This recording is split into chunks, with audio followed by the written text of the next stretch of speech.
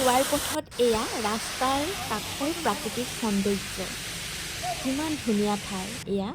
দুটা পাহাৰৰ মাজত, মানে দুটা নহয়, এটা পাহাৰৰ মাজত কাটি ৰাস্তা তৈয়াৰ কৰিছে, যিটো সুৰংগৰ দৰে দেখা পাইছে, আৰু কাষতে বৈ আছে এটা ঝৰ্ণা। এই ঠাইখিনিৰ পৰা আনিনীলৈ এতিয়াও 100 কিলোমিটাৰ প্ৰায় বাট বাকী আছে, আৰু ৰাস্তাৰ কাষৰ প্ৰাকৃতিক সৌন্দৰ্যবিলাক আমি কেমেৰাৰে ধৰি ৰখাৰ চেষ্টা কৰিছোঁ।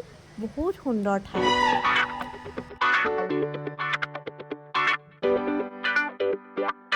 একেদিনাই আমি আনিনী নাপালোগৈ ইয়াত। ৰিয়ালিতে আমাৰ প্ৰায় গধূলি হৈ গ'ল আৰু বেছি দূৰ যাব নোৱাৰিম আমি। গতিকে সিদ্ধান্ত লোৱা হ'ল যে ইয়াতে ক'ৰবাত আমি আজি ৰাতিটো থাকিম, আৰু সেইকাৰণে এই ঘৰকেইটাৰ কাষতে গাড়ীখন ৰৈ দিছোঁ। সুধি চাওঁ কি পাওঁ।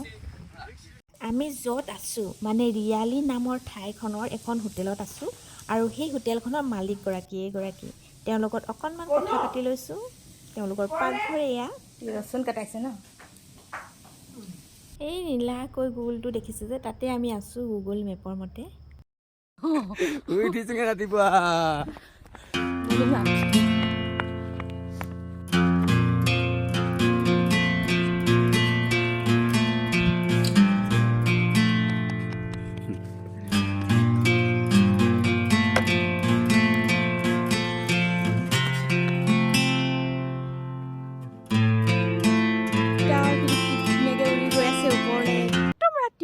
ডাৱৰবোৰ হাতেৰে চুই পাইছোঁ যেন লাগে, একদম ওচৰত তলত।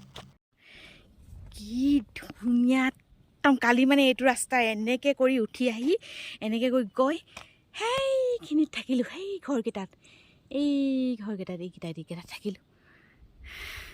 এতিয়া এই ঠাইখিনিৰ চাৰিওফালৰ দৃশ্যটো অকণমান দেখাই দিছোঁ। এইখন বৈ আছে দিবাং নৈখন। এই নৈখন গৈ অসমত ব্ৰহ্মপুত্ৰৰ সৈতে মিলিত হৈছে।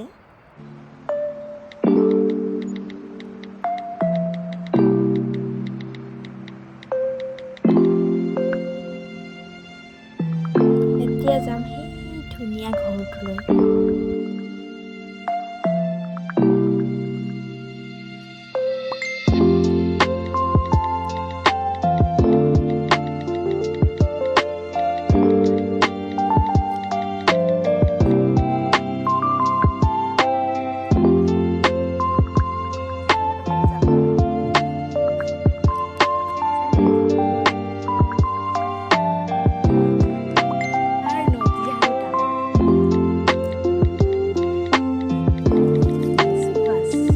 কালি খাবলৈ দিছিলে ন ইয়াৰ পৰা?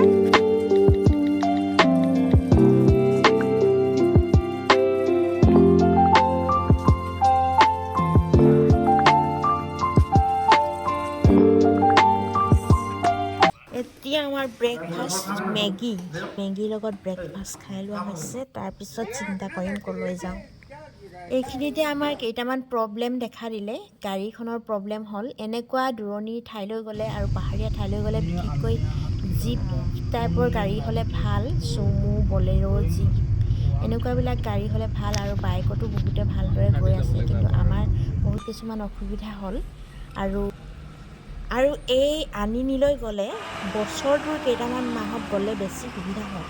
এই মাহকেইটা হৈছে ধৰক ছেপ্টেম্বৰ মাহৰ শেষৰ ফালে, অক্টোবৰ, নৱেম্বৰ, ডিচেম্বৰৰ প্ৰায় প্ৰথম সপ্তাহত, আৰু বাকী দিনবিলাক ইমান সুবিধাজনক নহয়। বাৰিষা দিনত প্ৰায় লেণ্ডশ্লাইড হৈ থাকে, পাহাৰৰ ৰাস্তা বন্ধ হৈ থাকে, আৰু বাকী ঠাণ্ডা দিনকেইটাত বৰফেৰে ৰাস্তা ব্লক কৰি ৰাখে। সেইকাৰণে মাজৰ সময়খিনি, যিখিনিত কৈছোঁ ছেপ্টেম্বৰ, অক্টোবৰ, নৱেম্বৰ, এই মাহকেইটাই বেছি উপযুক্ত। আৰু এই ঠাইখিনিত বিশেষকৈ টাৱাৰৰ ভিতৰত নেটৱৰ্ক, এয়াৰটেলৰ নেটৱৰ্ক পোৱা যায় ঠায়ে ঠায়ে, আৰু BSNLৰ পোৱা যায়। যদি আনিনীৰ পৰা কেতিয়াবা কিবা অসুবিধাত পৰি গাড়ী নাপায়, যদি খোজকাঢ়ি আহিব লগা হয়, তেতিয়া কি হ'ব? এজন মানুহে এবাৰ আনিনীত কাম এটা কৰি আছিলগৈ, আৰু কিবা অসুবিধাত পৰি তেওঁ ঘৰলৈ অহাৰ সিদ্ধান্ত ল'লে। তেওঁ আছিল অসমৰ, আমাৰ ওচৰৰে হয়। আৰু অসমলৈ আহোঁতে তেখেতে কেনেকৈ আহিল? সম্পূৰ্ণ খোজকাঢ়ি 14 দিন অহাৰ পিছত তেওঁ অসমত সোমায়, আৰু নদীখনকে লক্ষ্য কৰি তেওঁ আহি থাকে। যিহেতু দিবাং নৈখন অসমত মিলিছেহি ব্ৰহ্মপুত্ৰত। গতিকে দিবাং নৈখনৰ কাষে কাষে তেওঁ খোজকাঢ়ি আহি অসমত সোমায়হি। 14 দিন কেৱল তেওঁ পানী খায়ে আহি থাকে আৰু 14 দিনৰ মূৰত তেওঁ অসমত সোমাই ঘৰ পায়হি। আমিও এতিয়া আনিনী যাত্ৰাৰ পৰা ঘূৰি আহি মায়'দিয়া পাইছোঁহি। মায়'দিয়াত যোৱা দিনাখন যিমান ধুনীয়া পৰিৱেশ আছিল ফৰকাল, আজি কিন্তু সেইটো পৰিৱেশ নহয়। আজি সম্পূৰ্ণ ডাৱৰীয়া হৈ আছে, যেন অলপ পিছতে বৰফ পৰিব এনেকুৱা দেখাই আছে চাৰিওফালে। আৰু খুব ঠাণ্ডা ইয়াত, পানী গৰম কৰি নৱেম্বৰ মাহতো খাবলগীয়া হৈছে। সেইটো ৰাস্তাইদি এতিয়া আমি ঘূৰি যাম। টুকুৰালৈ যাম এতিয়া, টুকুৰালৈ এই সৰু সৰু টিংখিনিত। সেইদিকে সোমাই যাম।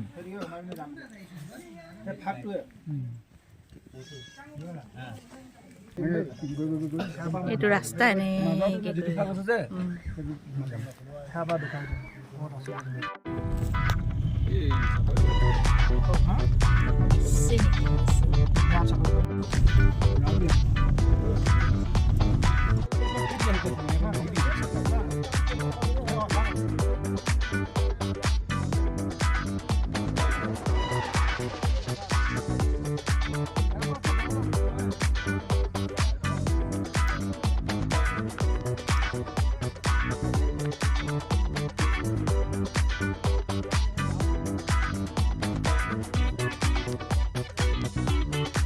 পাই গ'লেহি মায়'দিয়া পাছ। এতিয়া বৰফ পৰিবলৈ অকণমানহে বাকী আছে আৰু আজি ৰাতিলৈ পৰি যাব।